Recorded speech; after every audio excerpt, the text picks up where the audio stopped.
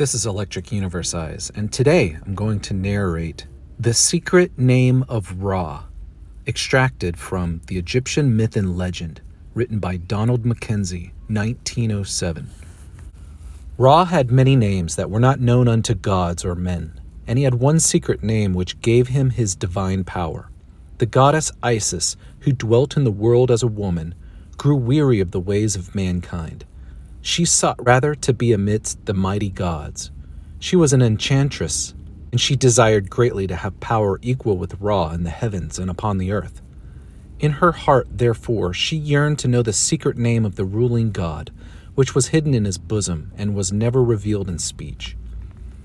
Each day Ra walked forth, and the gods who were of his train followed him, and he sat upon his throne and uttered decrees. He had grown old, and as he spake, moisture dripped from his mouth and fell upon the ground. Isis followed after him, and when she found his saliva, she baked it with the earth on which it lay. In the form of a spear, she shaped the substance, and it became a venomous serpent. She lifted it up, she cast it from her, and it lay on the path which Ra was wont to traverse when he went up and down his kingdom, surveying that which he had made. Now the sacred serpent which Isis created was invisible to gods and men. Soon there came a day when Ra, the aged god, walked along the path followed by his companions. He came nigh to the serpent which awaited him, and the serpent stung him. The burning venom entered his body, and Ra was stricken with great pain. A loud and mighty cry broke from his lips, and it was heard in highest heaven. Then spake the gods who were with him, saying, What hath befallen thee? And what thing is there? Ra answered not. He shook. All his body trembled, and his teeth clattered, for the venom overflowed in his flesh, as does the Nile when it floods the land of Egypt.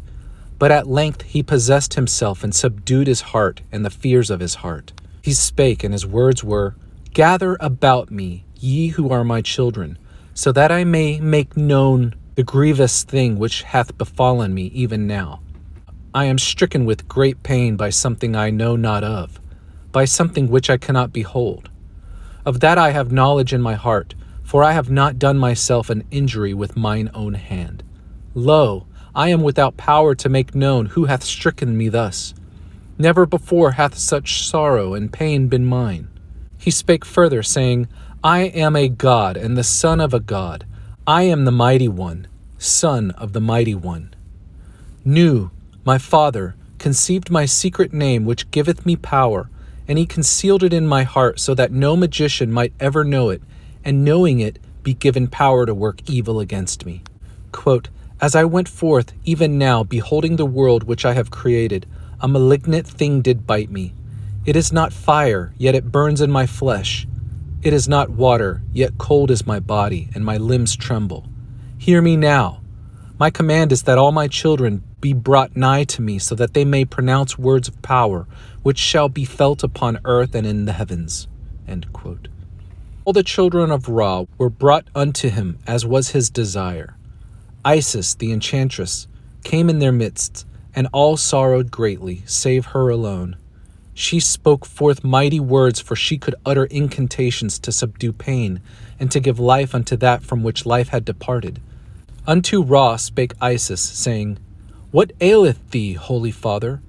Thou hast been bitten by a serpent, one of the creatures which thou didst create. I shall weave spells. I shall thwart thine enemy with magic. Lo, I shall overwhelm the serpent utterly in the brightness of thy glory. He answered her, saying, A malignant thing did bite me. It is not fire, yet it burns my flesh. It is not water, yet cold is my body, and my limbs tremble. Mine eyes also have grown dim. Drops of sweat fall from my face.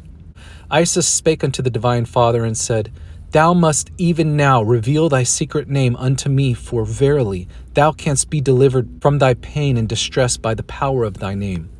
Ra heard her in sorrow. Then he said, I have created the heavens and the earth. Lo, I have even framed the earth, and the mountains are the work of my hands. I make the sea, and I cause the Nile to flood the land of Egypt. I am the great father of the gods and the goddesses. I gave life unto them. I created every living thing that moves upon the dry land and in the sea depths. When I open my eyes, there is light. When I close them, there is thick darkness. My secret name is known not unto the gods. I am Khepera at dawn, Ra at high noon, and Tum at eventide. So spake the Divine Father, but mighty and magical as were his words, they brought him no relief. The poison still burned in his flesh and his body trembled. He seemed ready to die. Isis, the enchantress, heard him, but there was no sorrow in her heart. She desired above all other things to share the power of Ra, and she must needs have revealed unto her his sacred name which knew, conceived, and uttered at the beginning. So she spake to Ra, saying, Divine Father, thou hast not yet spoken thy name of power. If thou shalt reveal it unto me, I will have strength to give thee healing. Hotter than fire burned the venom in the heart of Ra. Like raging flames it consumed his flesh, and he suffered fierce agony. Isis waited, and at length the Great Father spake in majesty and said, It is my will that Isis be given my secret name, and that it leave my heart and enter hers. When he had spoken thus, Ra vanished from before the eyes of the gods. The sunboat was empty, and there was thick darkness. Isis waited, and when the secret name of the Divine Father was about to leave his heart and pass into her own, she spake unto Horus, her son, and said, Now, compel the ruling god by a mighty spell to yield up also his eyes, which are the sun and the moon. Isis then received in her heart the secret name of Ra, and the mighty enchantress said, Depart, O venom, from Ra.